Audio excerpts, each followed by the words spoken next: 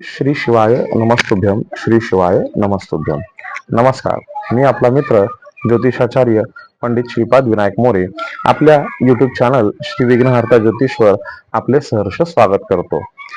माघ महिना सुरू आहे आणि माघ महिन्याच्या कृष्ण पक्षातली शिवरात्र म्हणजेच देवाधिदेव महादेव आणि आदिशक्ती पार्वती यांचा विवाह झाल्यामुळे आजच्या शिवरात्रीला विशेष महत्व असते, जिला आपण महाशिवरात्री म्हणून ओळखतो. आजच्या महाशिवरात्रीला बरेच जण महादेवाची उपासना करतात, महादेवाचा उपवास करतात.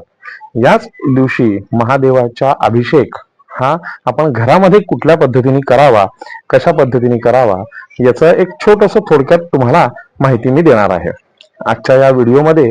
आज महाशिवरात्र निमित्त तुम्हाला मी सांगू इच्छितो की महादेवाच्या अभिषेकासाठी आपण जसं पंचामृत वापरतो, पाणी वापरतो, गंगाजल वापरतो, त्याचप्रमाणे आपण विशेष काही गोष्टी या महाशिवरात्रीच्या निमित्ताने तुम्हाला करायच्या आहेत. ज्या माणसांच्या कुंडलीमध्ये राहू केतूचा प्रॉब्लेम असतो, ज्यांना राहू केतूची महादशा सुरू असते, ज्यांना कुंडलीमध्ये राहू केतूचा दोष निर्माण झालेला असतो, अशा लोकांना विशेष करून महादेवाची उपासना करणं फार गरजेचं आणि आवश्यक असतं. ते फार त्यांना फलदायी असतं.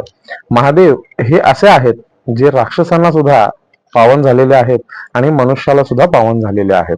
भोळा महादेव हा आपल्या सर्वांना या महाशिवरात्री निमित्त खूप खूप आपल्याला आशीर्वाद देव आणि आपल्याला पूर्ण आपल्या मनोकामना पूर्ण करो ही महादेव चरणी प्रार्थना. तर मित्रांनो, आजच्या या व्हिडिओमध्ये आपण जाणून घेणार आहोत महादेवाचा रुद्राभिषेकासाठी लागणारं साहित्य. वही आणि पेन तुम्ही घेऊन बसू शकताच. तर आपल्या व्हिडिओ मार्फत मी तुम्हाला माहिती देतोय.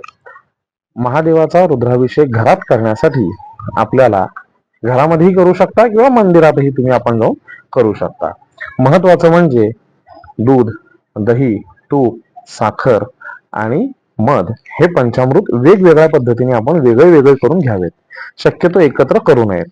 त्याचप्रमाणे पाणी, गुलाबजल, शक्य झाल्यास गंगाजल, भस्म हे महत्वाचे साहित्य आपल्याला महादेवाच्या अभिषेकासाठी लागतात.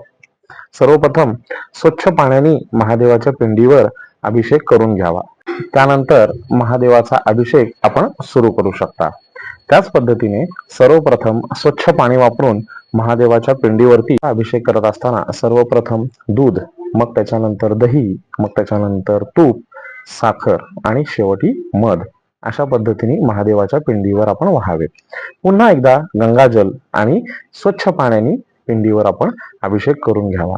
हा अभिषेक करत असताना आपण महादेवाचा श्री शिवाय नमस्तुभ्यम, ओम नमः शिवाय तसेच ओम शांभवेय नमः या मंत्रांचा जाप तुम्ही करू शकता.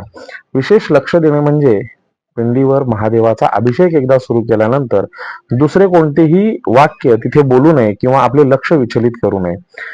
तन, मन, शरीर पूर्णपणे आपण महादेवाला समर्पित करून घ्यायचे आहे.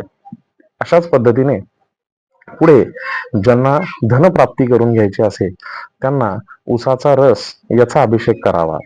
ज्यांना संतती प्राप्ती करायची असेल त्यांनी गहू आणि तांदूळ यांचा अभिषेक महादेवाच्या पिंडीवरती करावा. ज्यांना अकाल मृत्यूचं भय आहे अशांनी काळे तीळ याचा अभिषेक महादेवाच्या पिंडीवरती करावा. ज्यांच्यावरती कुठलीही नकारात्मक शक्तीचा परिणाम हा त्यांच्यावर झालेला असतो त्यांनी पिवळ्या मोहरींचा अभिषेक महादेवाच्या पिंडीवरती करावा. अशाच पद्धतीने ते पूर्ण झाल्यानंतर महादेवाच्या पिंडीवर 1, 3, 5, 7, 11, 21, 51 आणि 108 या प्रमाणामध्ये बेलपत्र वाहावेत. बेलपत्र हे नेहमी बेलाचे मोठे वरील पान उलटे आणि आपल्या दिशेला असावे. अशाच पद्धतीने महादेवाची उपासना करावी. यासोबतच ज्यांना महाशिवरात्री निमित्त काही कामं अडचणी निर्माण झालेल्या असतील, काही कामं अडकलेली असतील, काही गोष्टी अडकलेल्या असतील, त्यांनी विशेषतः श्रीफळ घेऊन श्रीफळाला लाल धागा मारून 5 वेळा लाल धागा गुंडाळून मनातली मनोकामना म्हणून महादेवाच्या पिंडीसमोर हे श्रीफळ ठेवावे. त्यांची सर्व मनोकामना निश्चित पूर्ण होईल. लहान मुलांना सुद्धा अभिषेकामध्ये आवर्जून समावेश त्यांचा करून घ्यावा. स्त्रियांनी सुद्धा पावित्र्य पाळून महादेवाचा अभिषेक करावा. बऱ्याच जणांना प्रश्न पडतो की महादेवाच्या अभिषेकानंतर महादेवाला अभिषेक केलेले जे पाणी आहे ते आपण प्राशन करावे का, ते आपण डोळ्याला लावावे का? तर नक्कीच नाही. महादेवाचा अभिषेक करत असताना महादेवाच्या पिंडीवर आपण सर्व जे काही आहुत्या वाहत असतो, जल अभिषेक करत असतो, पंचामृताचा अभिषेक करत असतो, त्याच्यामधून आपल्या शरीरातली नकारात्मक ऊर्जा ही त्या पिंडी मार्फत, त्या निर्माल्यामार्फत निघून जात असते. तर निर्माल्यामार्फत निघून गेलेल्या नकारात्मक शक्ती आपण पुन्हा प्राशन करून आपल्या शरीरात समर्पित करून घेऊ नये. तर त्याच पद्धतीने धोत्र्याचं फूल आणि महादेवाला विशेष प्रिय आहे. त्याच पद्धतीने निळ्या कलरचं गोकर्णाचं फूल सुद्धा महादेवाला प्रिय आहे. पांढऱ्या फुलांचा प्रिय महादेवाला आहे, तुम्हाला माहीतच आहे. त्याच पद्धतीने तुम्ही महादेवाची विशेष पूजा करू शकता. या दिवशी विशेष म्हणजे महादेवाला खिरीचा नैवेद्य, तांदळाच्या खिरीचा नैवेद्य, दुधाचा नैवेद्य, पांढरे पेढे यांचा नैवेद्य आपण दाखवू शकतो. त्यासोबतच 5 फळे आपण पूजनामध्ये मांडू शकतो. हे झाल्यानंतर शेवटी महादेवाला तुपाचा दिवा लावून, धूप अगरबत्ती लावून मनोभावे भीमसेन कापराने महादेवाची विशेष आरती करून घ्यावी.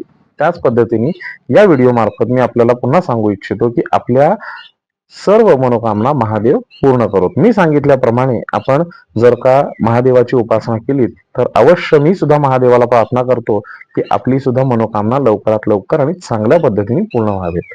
श्री शिवाय नमस्तुभ्यम.